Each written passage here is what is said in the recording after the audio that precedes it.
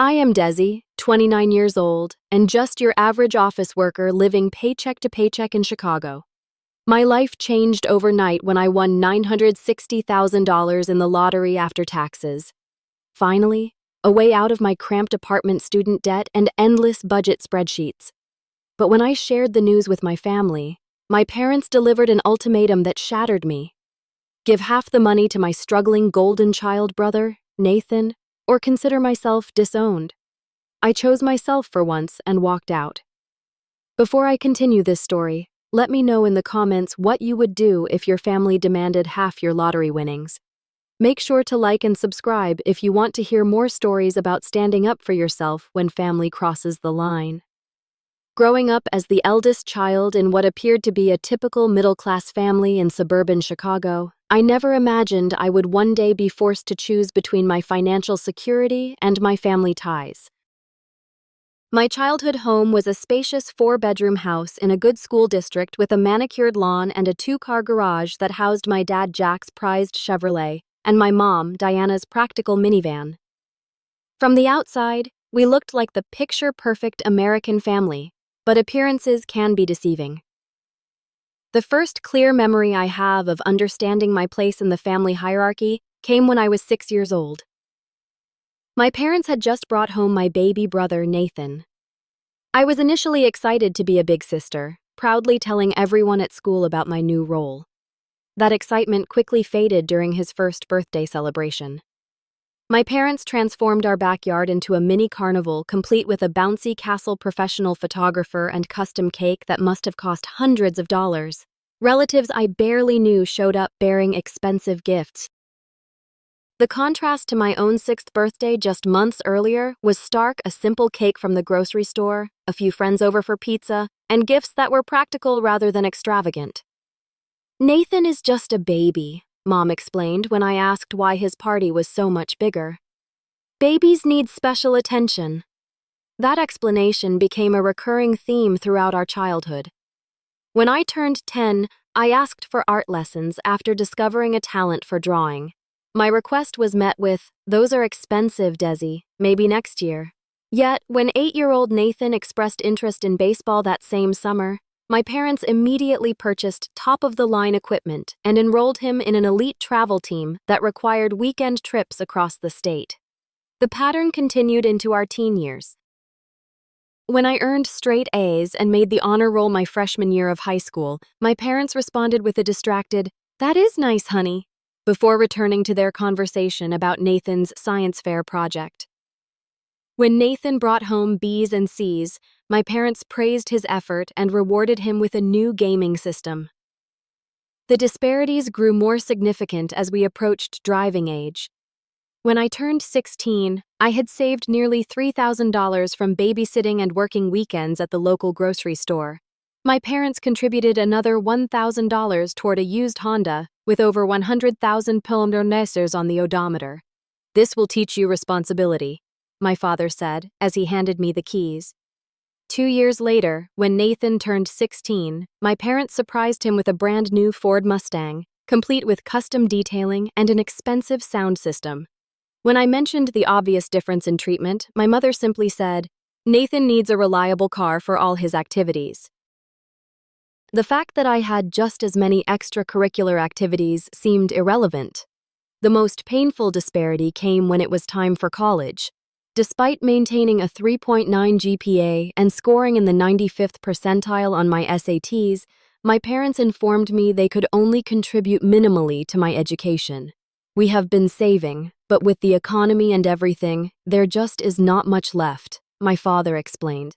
I applied for every scholarship I could find and still had to take out $45,000 in student loans to attend a state university. Nathan, on the other hand, was sent to an exclusive private university with a price tag of $60,000 per year, all paid for by my parents.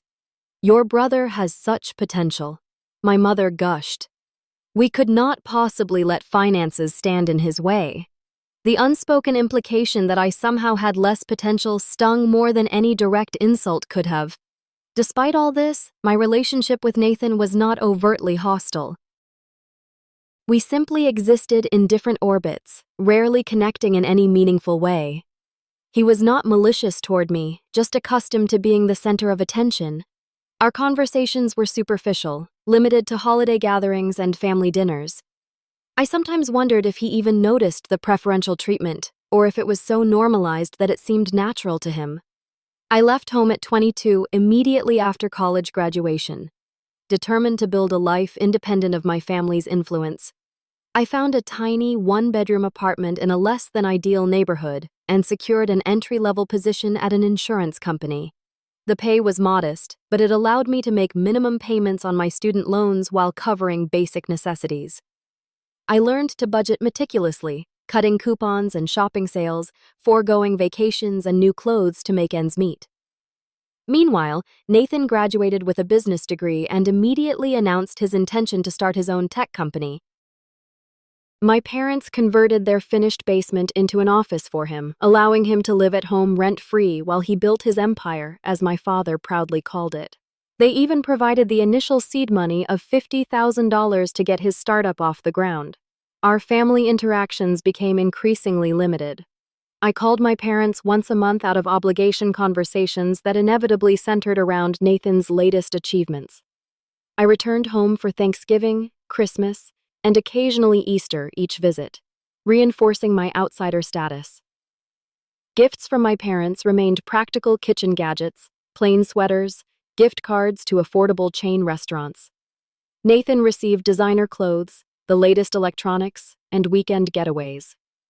By the time I turned 28, I had settled into a routine of work, sleep, and careful budgeting. I had managed to pay down my student loans to $20,000, a small victory that went unacknowledged by my family. I had a few close friends, colleagues I enjoyed working with, and a small but comfortable social life. I dated occasionally, though nothing serious developed. In quiet moments, I sometimes wondered if this would be my life forever, working a job that paid the bills but offered little fulfillment, watching from the sidelines as others pursued their dreams. Little did I know that fate was about to deal me an unexpected hand, one that would force me to confront the family dynamics I had spent years trying to escape. My daily life had become a predictable rhythm of alarm clocks, rush hour traffic, and fluorescent office lighting. I worked as a claims adjuster at Midwest Insurance Partners, a mid-sized company with decent benefits but limited advancement opportunities. To make extra money, I often volunteered for overtime shifts, reviewing claims late into the evening while my colleagues headed home to their families. Every Friday, as a small indulgence, I would stop at the corner convenience store near my apartment and purchase a lottery ticket. $10 a week was my only real splurge, a tiny investment in the possibility of a different future. I never expected to win anything significant. The lottery was less about realistic expectations and more about the brief moment of fantasy it provided, imagining what I would do if financial constraints suddenly vanished from my life. On a completely ordinary Tuesday evening in April, I was sitting cross-legged on my worn sofa, eating microwaved leftovers, and half-watching a reality television show. During a commercial break, I remembered the lottery ticket in my purse from the previous Friday. The drawing had been the night before, but I had been too exhausted after a long Monday at work to check the numbers. I pulled up the lottery website on my phone and retrieved the crumpled ticket from my bag. With casual disinterest, I began comparing the numbers on my screen to those on my ticket. The first number matched, then the second.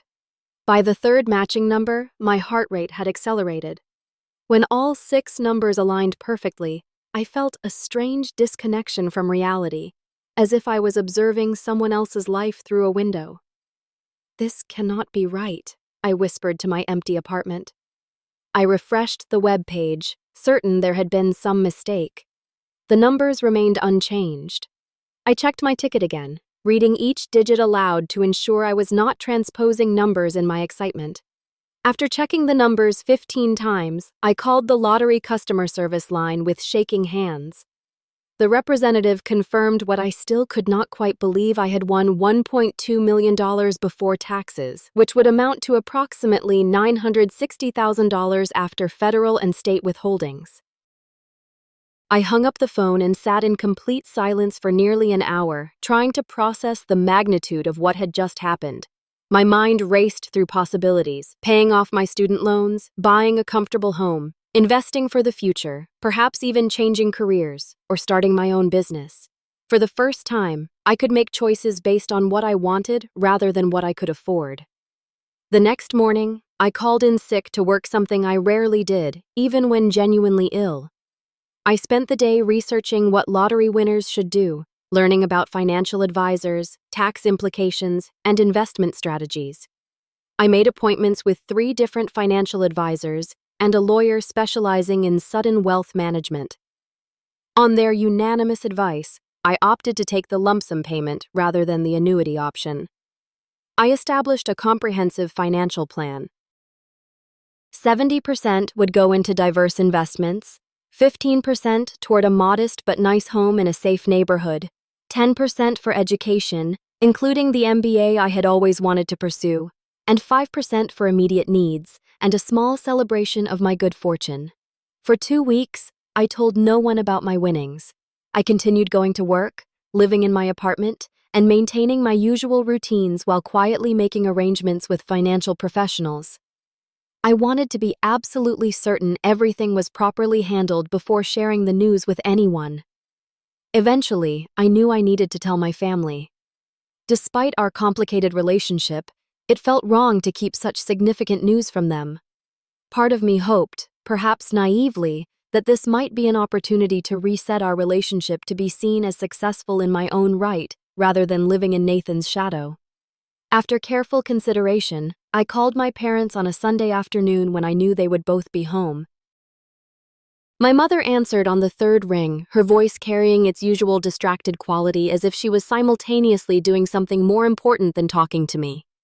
"Desi, what a surprise. Everything okay?" "Everything is great, Mom," I replied, trying to keep my voice steady. "Actually, I have some exciting news to share." "Oh." Her tone perked up slightly. "Did you get that promotion you mentioned?" I had not mentioned any promotion, having learned long ago not to share career aspirations that might go unfulfilled.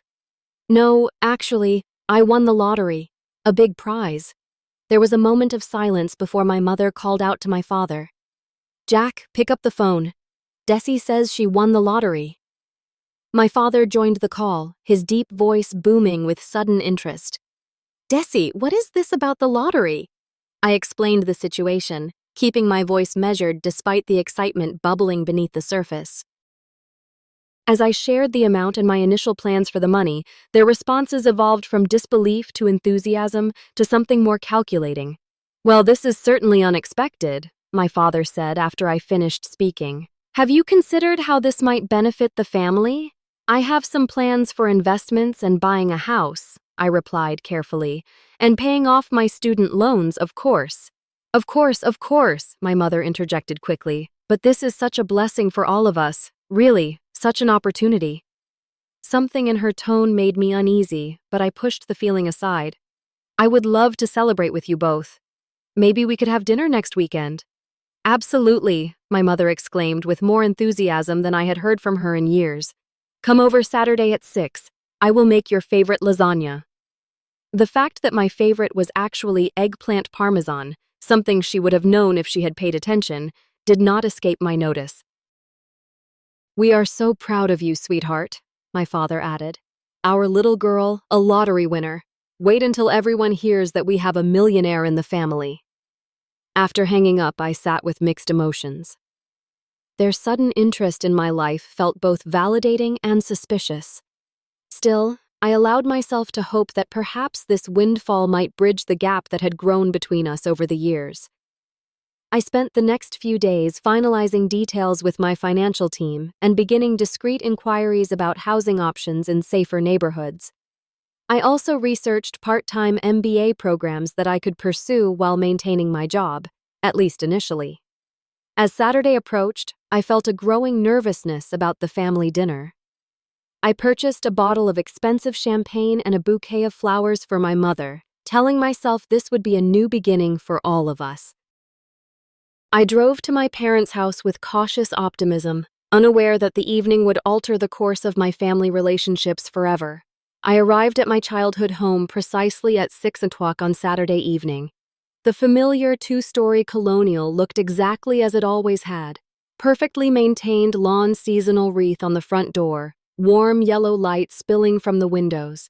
For a moment, I sat in my car, gathering my courage and reminding myself that I was no longer the insecure girl who had left home 6 years ago. I was a financially independent adult with a windfall that would change my life. I deserved to celebrate this good fortune. The scent of garlic bread and tomato sauce greeted me as I walked through the front door along with my mother's perfume, the same brand she had worn since I was a child. The house was immaculate as always, family photos lining the entryway. I noticed immediately that the most prominent frames featured Nathan at various ages and achievements, while photos of me were smaller and less prominently displayed. "There she is," my father boomed, emerging from the living room with a glass of scotch already in hand. "Our lucky girl." My mother hurried from the kitchen, wiping her hands on her apron before giving me an uncharacteristically enthusiastic hug. "Desi, sweetie, we are so excited to celebrate with you." I presented the champagne and flowers, which my mother accepted with a bright smile. "How thoughtful. We will open this with dessert. I made your favorite chocolate cake." My favorite was actually carrot cake, another detail she had forgotten, but I smiled appreciatively nonetheless. "The house looks great. Nothing changes. Why mess with perfection?" My father laughed, leading me into the dining room where the table was set with the good china, something usually reserved for major holidays. "We have been busy getting things ready for our special dinner." The conversation during the appetizer course remained light and surprisingly centered on me. My parents asked about my job, my apartment, and even a few of my friends whom they remembered. Their interest seemed genuine, if somewhat exaggerated, and I found myself relaxing slightly as we moved to the main course. "So," my father said as he served himself a second helping of lasagna, "tell us more about this lottery business." "How much did you say you won after taxes?" "About $960,000, I replied. "I have been working with financial advisors to make sure I manage it properly." My mother nodded approvingly. "Very responsible." "And what exactly are your plans?" I explained my carefully considered strategy investments, a modest home purchase, continuing education, and a small portion for immediate needs. The advisors all said the key is not to make dramatic lifestyle changes or big purchases right away. Lottery winners who do that often end up broke within a few years. "Smart thinking," my father agreed, though something in his expression had shifted. "But what about family? Surely your good fortune should benefit those closest to you as well." I had anticipated this question and prepared a measured response. "I have been thinking about that. Maybe a nice family vacation next summer. I know we have not all traveled together since I was in high school." My parents exchanged a glance that immediately put me on alert. My mother set down her fork and reached for her wine glass. "That would be lovely, dear, but we were thinking of something a bit more substantial." "Substantial," I repeated, my stomach tightening. My father cleared his throat. "The thing is, Desi, your brother's business is at a critical juncture. His company has developed some revolutionary software, but they need additional capital to bring it to market properly. Nathan is here, actually," my mother added quickly. "He will be joining us for dessert to explain everything. He has been working all day at the office. Poor thing, such dedication." As if on cue, I heard the front door open and close, followed by familiar footsteps in the hallway. Nathan appeared in the dining room doorway, dressed in business casual attire, his expression a carefully constructed mask of fraternal affection. "Congratulations, sis," he said, approaching to give me a brief hug. "Quite the windfall you have got there." "Thank you," I replied cautiously. "I hear your business is at a critical stage." Nathan took a seat at the table, immediately accepting the plate of food my mother hurried to prepare for him. "We have developed a proprietary algorithm for predictive analytics in the healthcare sector. The potential is enormous, but we need another round of funding to scale properly and beat competitors to market. We have already invested quite heavily in Nathan's company," my father added proudly. Your mother and I believe in his vision. Nathan nodded between bites. Dad and Mom put in $50,000 initially and another $75,000 last year when we expanded the development team. The problem, my mother continued, is that the company needs a significant infusion of capital, now about $400,000. The room suddenly felt airless. I looked from one family member to another, trying to process what was clearly a coordinated approach. And you want me to provide this money from my lottery winnings? Think of it as an investment, Nathan said smoothly. You would become a significant shareholder. When we go public or get acquired, your return could be 10 times what you put in. Or I could lose everything if the company fails, I countered, trying to keep my voice steady. 400,000 is nearly half of my winnings. Family supports family. Desi, my father said, his tone hardening slightly. We have always been there for you. I could not help the short, incredulous laugh that escaped my lips. Have you really? My mother's expression tightened. What is that supposed to mean? We gave you everything growing up, did you? I asked quietly. Because from where I stand, Nathan was given everything while I had to earn the bare minimum. That is completely unfair. My father interjected, his face wringing. We treated you both equally. The dam that had held back years of resentment suddenly cracked. Equal. Nathan got a brand new Mustang for his 16th birthday. I got $1,000 toward a used Honda with a $100,000 on it. Nathan went to a $60,000 a year private university fully paid for. I graduated with $45,000 in student loans from a state school. Nathan got a $50,000 investment to start his business. I got nothing but expectations to make it on my own. A tense silence fell over the table. Nathan stared at his plate, clearly uncomfortable. My mother's eyes had narrowed and my father's jaw worked back and forth as he struggled to maintain his composure. We gave you what we could at the time, my mother finally said. Circumstances were different for each of you. The circumstances were that he was the favorite and I was not, I replied, my voice surprisingly calm despite the emotions churning inside me. And now that I finally have something, you expect me to give half of it to him again. My father slammed his hand on the table, making the dishes jump. Now you listen here, young lady. We are not asking you to give anything away. This is a legitimate business opportunity. And furthermore, we are your parents. We sacrificed for years to give you a good life. We put a roof over your head, food on the table, clothes on your back. The bare minimum required by law, I pointed out while giving Nathan every advantage. This is not about Nathan versus you, my mother said, though her instinctive glance toward my brother betrayed her. This is about family supporting each other in times of need. And what about when I was in need? I asked. And when I was drowning in student debt and living in a neighborhood where my car was broken into twice, when I was working overtime just to make minimum payments on loans for an education you could have helped with, where was family support? Then Nathan finally spoke up. Look, Desi, if you are not comfortable with 400,000, maybe we could discuss a smaller amount. Even 100,000 would help us bridge to our next funding round. I took a deep breath. I might be willing to consider 50,000 as a one-time gift, not an investment. I do not want shares or promises of future returns, just the ability to help if I can with no strings attached. My father's face darkened further. 50,000 after you just won nearly $1 million. That is insultingly small.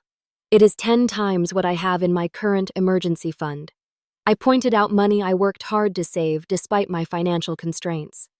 My mother reached across the table to grasp my hand, her fingers cool and tense against my skin.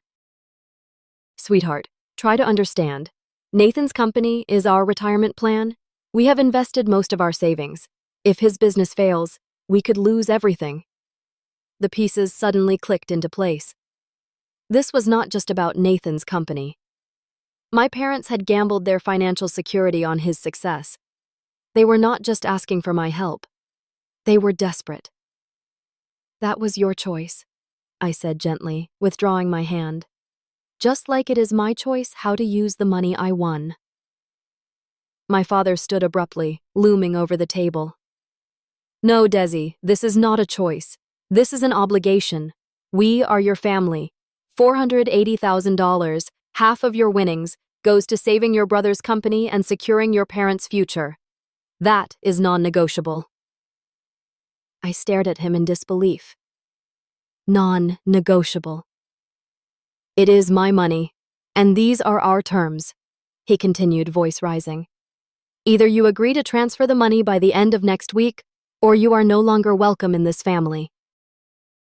No holidays, no phone calls, no relationship of any kind. You decide what matters more, your bank account or your family. The room spun slightly as the ultimatum sank in. I looked at my mother, hoping to see some disagreement with this extreme position, but her expression remained resolute, though her eyes would not meet mine. Nathan looked genuinely uncomfortable, but said nothing to contradict our father. In that moment, with perfect clarity, I understood that nothing had changed since my childhood. I was still the outsider, still less valued, still expected to sacrifice while Nathan received. The only difference was that now I had the power to say no. I stood slowly, gathering my purse and jacket. I have always been an afterthought in this family, the backup child, the one who was expected to achieve without support, to give without receiving. I foolishly thought winning the lottery might change how you see me, might make you proud or happy for me without immediately calculating what you could get out of it. I was wrong. Desi, do not be dramatic. My mother started. I am not being dramatic. I am finally being honest, I interrupted. All my life I have been the outsider in my own family. Today I am choosing myself. I walked toward the door, turning back one last time. You have made your choice, and now I am making mine. The drive home from my parents' house that night remains a blur in my memory. Tears streamed down my face as I navigated the familiar streets, my hands shaking so badly. I had to pull over twice to compose myself. The finality of what had just happened crashed over me in waves. Had I really just been downed over money? Had my family truly given me an ultimatum that made their conditional love explicitly clear? My apartment, which had always felt like a temporary stop on the way to something better, now seemed like a lonely island. I collapsed onto my sofa, still in my dinner clothes, and allowed myself to fully break down. The sobs came from deep within years of suppressed hurt and disappointment. Finally finding release, I called in sick to work the following Monday, something I had rarely done, even when genuinely ill. I could barely focus on basic tasks, let alone complex insurance claims. My mind kept replaying the dinner conversation, searching for something I could have said differently. Some magic words that might have made my family see me as a person with valid feelings rather than an ATM to be accessed. By Tuesday, the messages started. First came texts from my mother, alternating between guilt trips. I cried all night thinking about how you have abandoned us and anger after everything we have done for you. This is how you repay us. My father's messages were shorter and more direct. You are making a grave mistake and family should come before money. Desi. I responded only once, writing, I am not choosing money over family. I am choosing self-respect.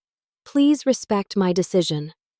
Then I muted their conversation threads, unable to bear the constant notifications. By the end of the week, other relatives began to call. My Aunt Vivian, my mother's sister, left a voicemail dripping with false concern. Desi, sweetie, we are all so worried about this situation. Your parents are devastated. Surely there is a compromise to be found. Nathan has always looked up to you. You know that last statement was so blatantly false. It would have been laughable if the situation were not so painful. Nathan had barely acknowledged my existence growing up, except when forced to interact at family gatherings. My Uncle Robert called next, his approach more direct. Your father tells me you have come into some money and are refusing to help the family. That does not sound like the Desi I know. Your brother has a real opportunity here and family supports family. It became clear that my parents were spinning a narrative throughout the extended family. Ungrateful Desi had received a windfall and selfishly refused to help her struggling brother and parents.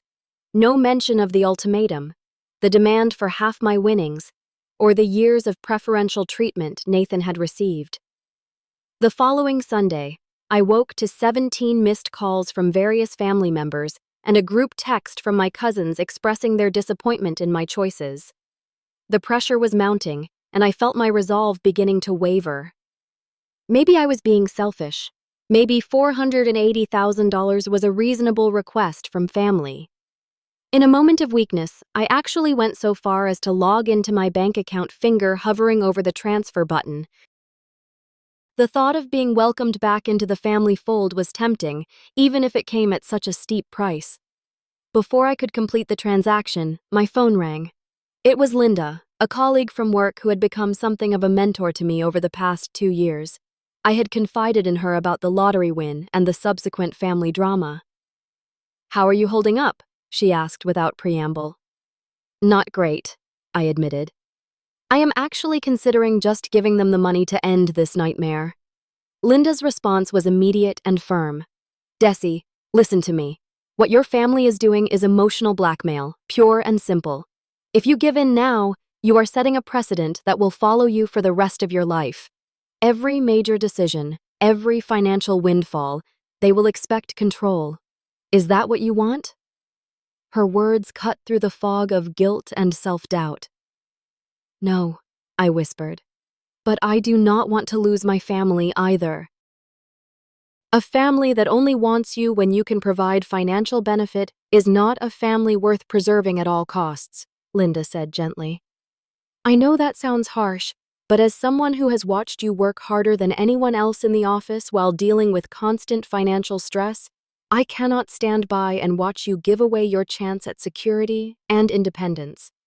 That conversation was the lifeline I needed. I logged out of my bank account and instead made an appointment with a therapist specializing in family trauma. If I was going to navigate this new reality, I would need professional support. The harassment from my family continued for another week before I finally took the drastic step of blocking their numbers. The constant barrage of guilt, anger, and manipulation was taking a toll on my mental health, affecting my sleep, appetite, and work performance. I could not heal while remaining connected to the source of my pain. Those first few weeks of separation were excruciating. I would find myself crying in the shower, in my car, during lunch breaks, or while doing simple tasks like grocery shopping. Certain songs on the radio or television shows would trigger memories of happier family times, causing a fresh wave of grief. Despite the years of unequal treatment, these were still the people who had raised me, who featured in my earliest memories, whose approval I had sought for decades. My therapist, Dr. Caroline, helped me understand that I was mourning not just the loss of my current family relationships, but also the ideal family I had always wished for, but never truly had. "You are grieving the parents you deserved but did not get," she explained during one particularly difficult session. "That grief is valid and needs to be processed." She also helped me recognize the patterns of emotional abuse that had characterized my family dynamics for years. The constant comparison to Nathan, the withholding of affection and support, the explicit and implicit messages that I was somehow less deserving, less important, less lovable, all contributed to a harmful environment that had shaped my self-perception in negative ways. The lottery win did not create this problem. Dr. Caroline pointed out it simply brought to the surface dynamics that have always been there. Sometimes it takes a crisis or significant event to reveal the true nature of our relationships. Those words resonated deeply with me. The lottery had not changed my family. It had merely illuminated what had always been true, but what I had spent years trying not to see clearly. The realization was both painful and strangely liberating. As the weeks turned into months, I slowly began to rebuild my life without the constant background noise of family disapproval and obligation. I moved forward with my financial plans, working closely with my advisors to ensure long-term security. The freedom to make decisions based solely on what was best for me without having to consider how my choices would be judged by my family was a new and empowering experience. Still, there were moments of doubt and loneliness. Birthdays, holidays, and other milestones would trigger waves of sadness as I confronted the reality of my new normal. I wondered if I had made the right choice if the price of my financial independence was too high. But each time these thoughts surfaced, I reminded myself of the ultimatum my father had delivered and asked whether a family that truly loved me would have forced such a choice in the first place. The answer, though painful, was always clear. 3 months after the fateful dinner at my parents' house, I moved out of my cramped apartment into a secure, modern 2-bedroom condo in a vibrant neighborhood with tree-lined streets and local businesses within walking distance. The building had security cameras, a doorman, and a small gym. Luxuries I had never imagined having access to before the lottery win. For the first time, I did not worry about strange noises at night or whether my car would be intact in the morning. The process of furnishing my new home became unexpectedly therapeutic. I chose each piece with care, creating a space that reflected my personal taste rather than being limited to what was on clearance or available secondhand. A comfortable sectional sofa in a rich teal, a dining table made of reclaimed wood artwork that spoke to me, all came together to create a sanctuary that felt truly mine. Working with my financial advisors, I established a diversified investment portfolio designed for long-term growth and security. We created separate accounts for different goals: retirement, housing, education, and a small fund for travel and experiences. I paid off my remaining student loans in one satisfying transaction, feeling a weight lift that I had carried since graduation. With my immediate financial needs addressed, I turned my attention to longer-term aspirations. I had always wanted to pursue an MBA, believing it would open doors to more fulfilling career opportunities, but the cost had been prohibitive. Now, with financial barriers removed, I researched programs and applied to a prestigious evening MBA program at a well-regarded business school in the city. The acceptance letter arrived on a rainy Tuesday afternoon. I stood in my kitchen staring at the official letterhead with tears in my eyes. This was an opportunity I had earned through my own merits, not because of family connections or financial support. My undergraduate grades, work experience, and admissions essays had secured my place. The fact that I could now afford the tuition was the lottery's contribution, but the acceptance was mine alone. As I adjusted to my new circumstances, I realized I needed more than financial and educational growth. The family situation had left emotional scars that required attention. Through my therapist's recommendation, I joined a support group for adults from dysfunctional families. Meeting others who understood the complex emotions of family estrangement offered validation I had not known I needed. It was in this group that I met Jennifer, a 32-year-old marketing executive who had cut ties with her narcissistic mother 3 years earlier. "The first year is the hardest," she told me after a particularly emotional session. "You question yourself constantly, but it gets easier. You start building your chosen family, people who value you for who you are, not what you can give them." Jennifer and I began meeting for coffee outside of group sessions, and a friendship blossomed. She introduced me to her circle of friends, warm and genuine people who welcomed me without judgment or agenda. For the first time, I experienced relationships based on mutual respect and affection, rather than obligation or comparison. My therapy sessions continued weekly, providing a safe space to process my grief and anger. Dr. Caroline helped me identify and challenge the negative self-perceptions I had internalized from years of being the less favored child. "Your worth was never determined by how your parents treated you," she reminded me often. "Their limitations as parents reflect on them, not on you." We worked through exercises designed to strengthen my self-esteem and establish healthy boundaries in relationships. I learned to recognize when I was sacrificing my own needs to please others, a pattern developed through years of trying to earn my parents' approval. Slowly, I began to trust my own judgment and prioritize my well-being without guilt. My professional life also began to transform. With the pressure of financial insecurity removed, I approached my work with renewed focus and creativity. I suggested process improvements that saved the department significant time and resources, earning recognition from senior management. 6 months after moving into my new home, I was offered a promotion to team leader, a position with greater responsibility and substantially higher compensation. "You have really come into your own these past few months," my boss commented during the promotion discussion. "There is a confidence in your work that was not there before. Whatever changes you have made in your life, they are clearly working for you."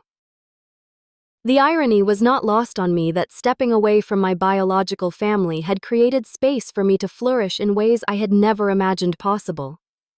By removing the constant undercurrent of inadequacy that had characterized my family relationships, I had freed up emotional energy to invest in my own growth and happiness. As I established new routines and relationships, I also began learning to set and maintain boundaries. When a cousin I had always been close with reached out ostensibly to check on me, but quickly pivoting to questions about whether I might reconsider helping the family, I was able to calmly but firmly end the conversation without feeling compelled to justify my choices.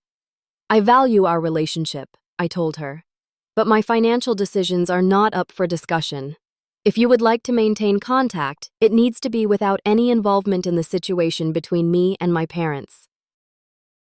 She did not call again, confirming that her interest had been primarily as an emissary rather than from genuine concern.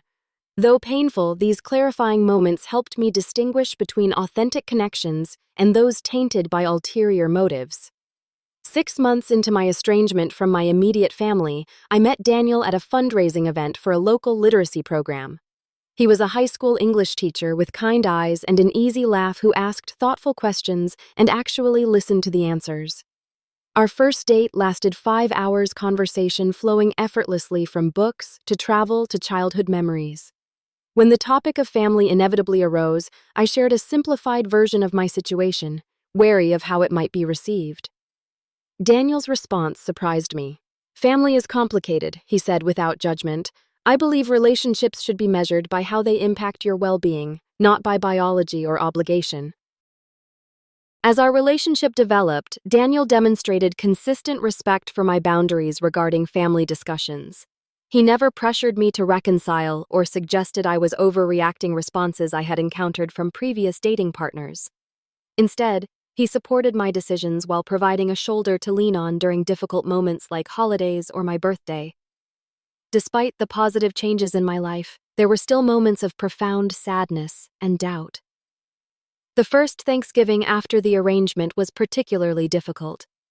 While friends invited me to join their celebrations, the absence of family traditions left a hollow feeling I could not entirely shake. Christmas brought similar challenges, memories of childhood excitement and family rituals creating a bittersweet ache. During these moments, I would sometimes question my decision. Was financial independence worth the loss of family connection, however flawed those connections might have been? Would I regret this choice years down the road when reconciliation might be more difficult or even impossible? My therapist helped me work through these doubts, reminding me that grief and uncertainty did not mean I had made the wrong choice. Difficult decisions can be right even when they hurt. She explained, "The pain you feel now does not invalidate the legitimate reasons for your boundary setting." As I approached the 1-year anniversary of my lottery win, I took time to reflect on everything that had changed. Financially, I was secure in ways I had never imagined possible. Educationally, I was thriving in my MBA program, maintaining a 4.00 GPA while working full-time. Professionally, my recent promotion had opened new opportunities for growth and leadership. Personally, I had developed genuine friendships and a promising romantic relationship. Most importantly, I had begun to recognize my own worth independent of external validation. The constant sense of inadequacy that had followed me since childhood was gradually being replaced by self-assurance and confidence. I was learning that my value was intrinsic, not determined by comparison to others or by what I could provide to those around me. The lottery had given me financial freedom, but the true transformation came from the difficult choices that followed. By standing firm in my self-respect, even at the cost of family relationships, I had begun a journey of self-discovery and healing that money alone could never have provided. 18 months after walking out of my parents' house, my life had settled into a new normal. I had completed half of my MBA program with excellent grades, received another promotion at work, and my relationship with Daniel had deepened into something stable and nurturing. My investment portfolio was performing well, and I had even begun mentoring young women from disadvantaged backgrounds through a community program sharing financial literacy skills and career guidance. The wounds from my family estrangement had not completely healed, but they had scarred over enough that I could go weeks without the sharp pain of loss. I had created holiday traditions with friends, celebrated milestones with my chosen family, and built a life that felt increasingly authentic and fulfilling. Then, on an ordinary Wednesday morning, an email appeared in my inbox from an address I immediately recognized.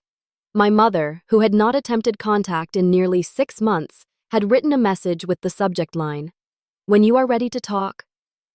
My heart raced as I stared at the unread email.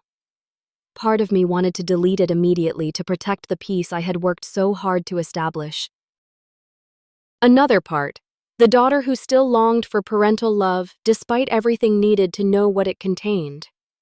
After several deep breaths and a quick text to my therapist requesting an emergency session that evening, I clicked open the email. Desi, it began without the usual. Dear Prefix, I hope this message finds you well.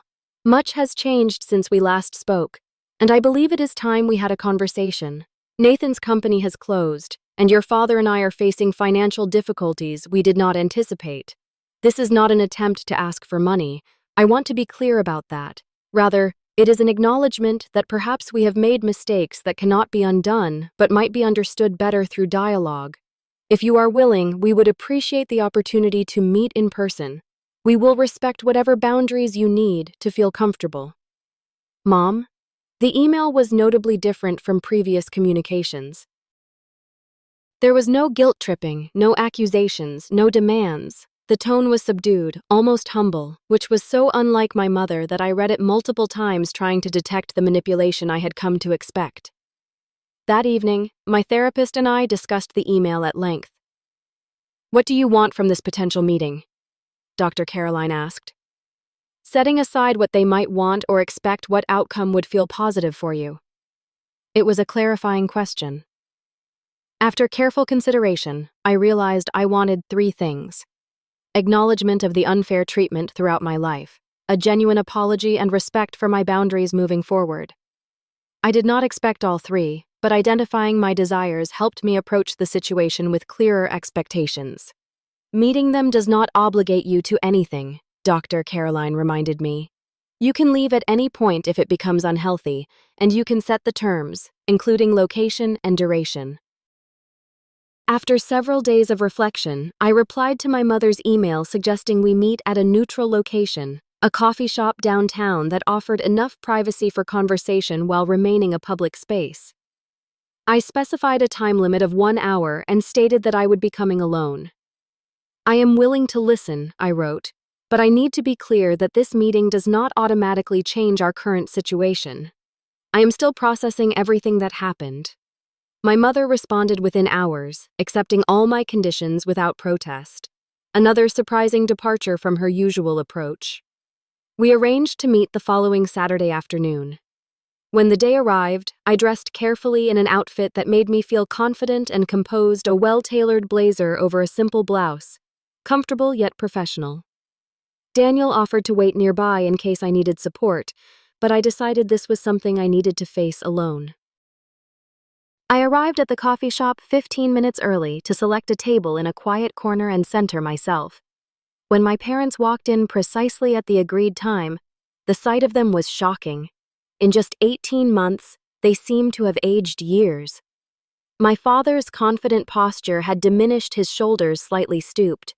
My mother's hair showed more gray than I remembered, and fine lines had deepened around her eyes and mouth.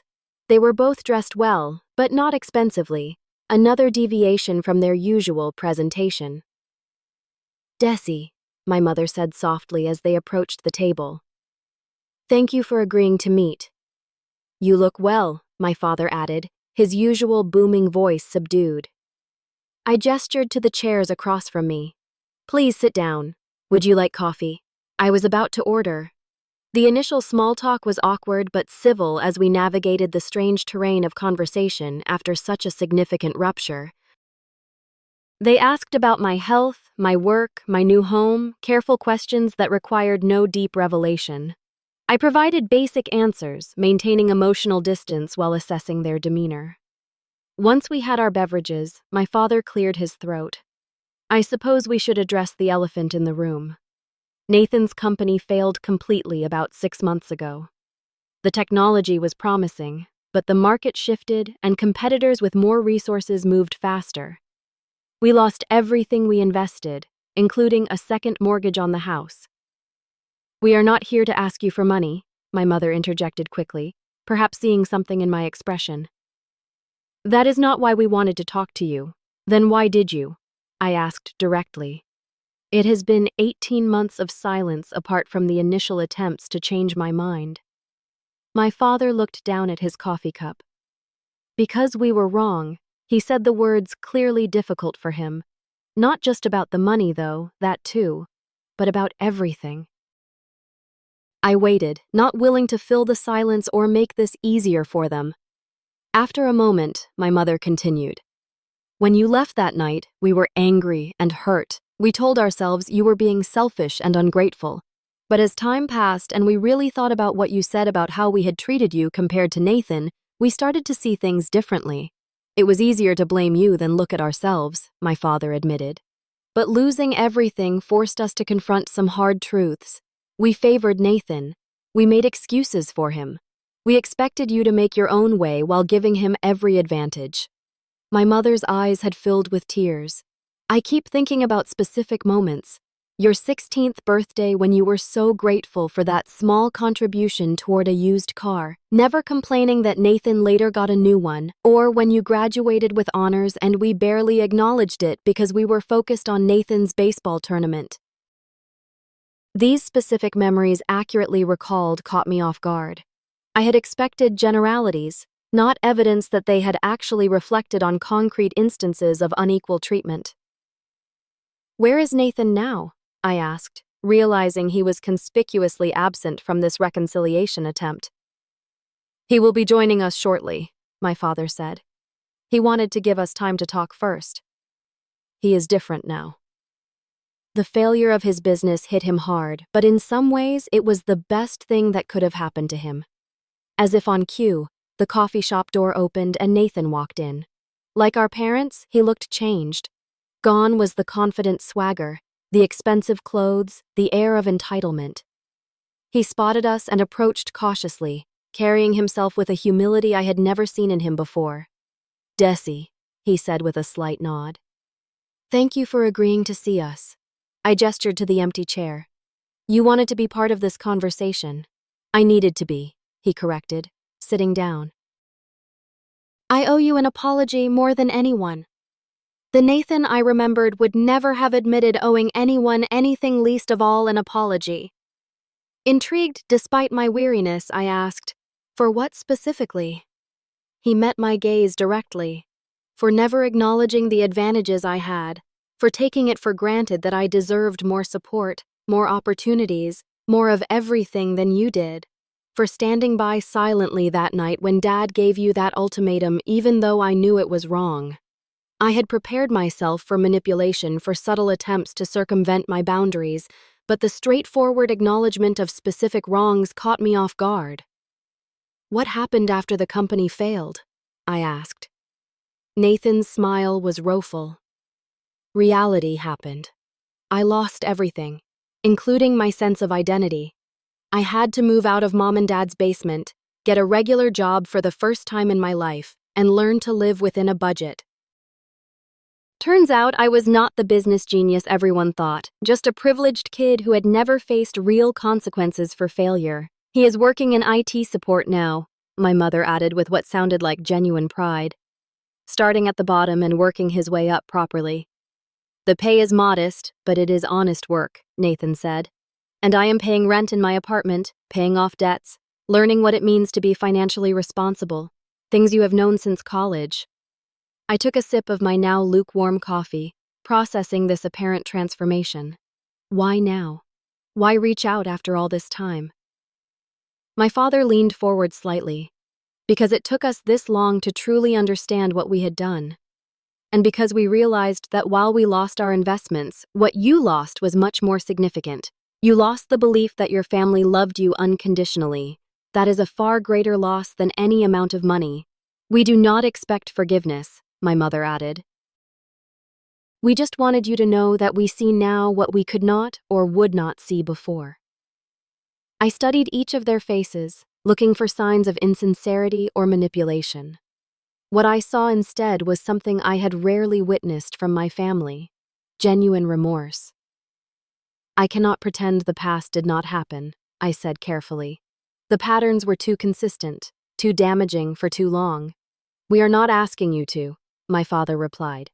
We just hoped that perhaps with time and better boundaries, we might find a way to have some kind of relationship again. On your terms, not ours. Nathan cleared his throat.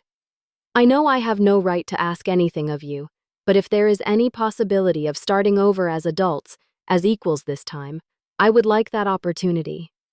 I thought of all the work I had done in therapy, all the progress I had made in building a life centered on self-respect and healthy relationships. Reconciliation had never been my goal yet. Here, it was unexpectedly possible. I cannot make any promises, I said finally, but I am willing to consider small steps, very small steps with clear boundaries. Relief washed over their faces, tempered with appropriate caution. They understood this was not forgiveness or an erasing of the past, merely an opening of a door that had seemed permanently closed. There is one thing I can offer, I said after a moment of reflection. Not money, I clarified quickly. But Nathan, if you are serious about rebuilding your career from the ground up, I could put in a word at my company. We have entry-level positions in the IT department that might match your skills. You would have to interview and prove yourself like anyone else, but I could at least get your resume to the right person. Nathan's eyes widened slightly. That would be more than generous. Thank you for even considering it. As our meeting drew to a close, my mother reached across the table, her hand stopping short of touching mine. We are proud of you, Desi. Not because of the lottery, but because of who you are. I wish we had told you that more often when it mattered most. For the first time in our conversation, tears pricked at my eyes. These were the words I had longed to hear throughout my childhood and young adulthood. The validation I had sought through achievement after achievement. They came far too late to heal those old wounds completely, but their belated arrivals still held meaning. Thank you for saying that, I replied softly. It matters even now. We parted with tentative plans to meet again in a month, no commitments beyond that single future conversation. As I watched them walk away, I felt neither the triumph of vindication nor the warmth of reconciliation, but something more complex. The cautious hope that perhaps with time and continued effort on all sides, some new form of family relationship might be possible, one built on mutual respect rather than obligation or comparison. A year has passed since that pivotal coffee shop meeting with my family, and the landscape of my life has continued to evolve in ways I never could have predicted. The journey from arrangement to cautious reconnection has been neither linear nor simple, but it has been profoundly educational. Our family relationship has been rebuilt slowly, brick by careful brick. We began with monthly coffee meetings, then gradually expanded to occasional dinners at restaurants, neutral territory, where everyone could maintain their independence. Holidays remained separate affairs that first year, a boundary I needed to preserve as I navigated this new territory.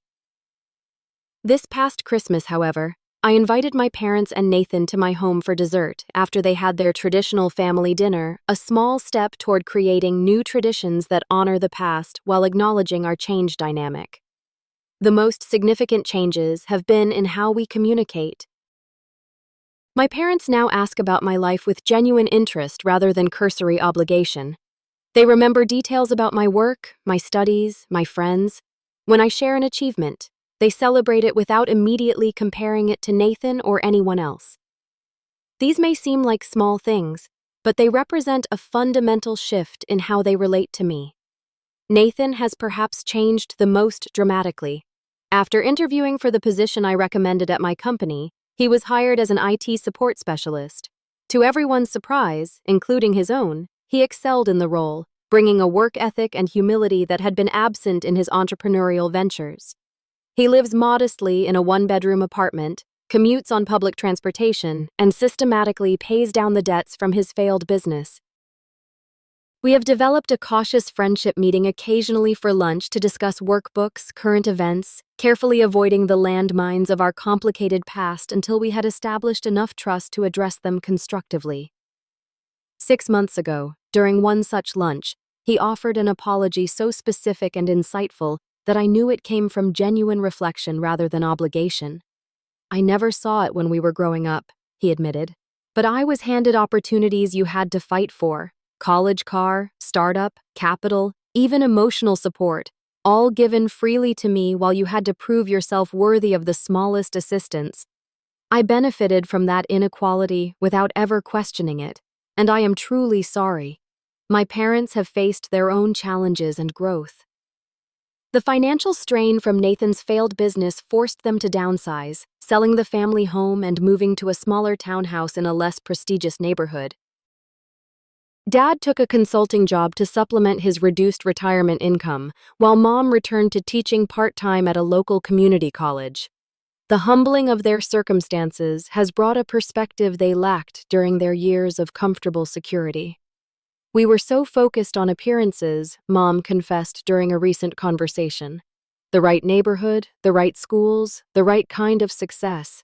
We measured everything, including our children, by those shallow standards. Losing everything material helped us see what truly matters." My own life continues to flourish. I completed my MBA with honors 6 months ago, which led to a significant promotion at work. I now lead a department of 12 people developing strategy and mentoring younger employees. The financial security from my lottery winnings gave me the freedom to pursue this education, but the confidence to excel came from within, nurtured by therapy and supported by genuine relationships. One of my proudest accomplishments has been establishing a scholarship fund for financially independent students who lack family support. Using a portion of my lottery winnings, I created an endowment that provides not just tuition assistance, but also mentorship and networking opportunities for young people who, like my younger self, are navigating education and early career. Without the safety net many take for granted, working with these students has been healing in ways I never anticipated, allowing me to transform my own painful experiences into support for others facing similar challenges. My relationship with Daniel has deepened into a partnership based on mutual respect and genuine care. He proposed 3 months ago during a weekend hike to a mountain overlook, offering a ring and a promise of equality and support through whatever life brings. My parents' reaction to our engagement was another measure of how much has changed. Rather than immediately taking over planning or imposing their preferences, they asked what kind of wedding we wanted and how they could support our vision. The most profound change, however, has been internal. Through continued therapy and conscious effort, I have largely dismantled the belief system installed during my childhood, the one that told me I was somehow less deserving, less valuable than others. I have learned to recognize my worth independent of external validation or comparison. I set boundaries without guilt and extend compassion without sacrificing self-respect. This journey has taught me that family relationships, like all relationships, should be evaluated based on their impact on our well-being rather than simply accepted as obligations beyond questioning. True love, whether familial or otherwise, uplifts rather than diminishes, supports rather than exploits, sees us as individuals rather than extensions or reflections of others. I have also learned that forgiveness does not require forgetting or pretending harm never occurred. Real forgiveness acknowledges the full reality of what happened while choosing to release the binding power of resentment. I have not forgotten the years of unequal treatment or the painful ultimatum that forced our separation. But I have chosen not to let those experiences determine my future or define my capacity for connection. Perhaps most importantly, I have learned that sometimes walking away is not the end, but the beginning of a healthier relationship. That distance can create the space necessary for genuine change. Had I capitulated to my family's demands that night, giving away half my lottery winnings to avoid conflict, nothing would have changed. The patterns would have continued, perhaps even intensified. By standing firm in my self-respect, I created the conditions that eventually led to meaningful transformation for all of us. The lottery win that triggered this chain of events was statistically improbable, a 1 in millions chance. But I do not believe I won those $960,000 by luck alone. I won them because I needed to learn that my value was not determined by my family's perception that I could stand on my own and thrive, that I was worthy of good fortune and capable of managing it wisely. The money provided financial security, but the real prize was the self-knowledge and strength I gained by protecting it. In the end, I did not win the lottery for luck. I wanted to learn how to love myself first, and that lesson has been worth far more than any dollar amount could ever be. What difficult boundaries have you had to set with family or friends? How did it change your relationship in the long run? Let me know in the comments below. If this story resonated with you, please hit the like button and subscribe to my channel for more stories about finding strength through life's challenges. Share this video with someone who might need to hear that standing up for yourself can sometimes be the most loving choice of all. Thank you for listening to my journey, and remember, your worth is never determined by how others treat you, but by how you choose to treat yourself. Music.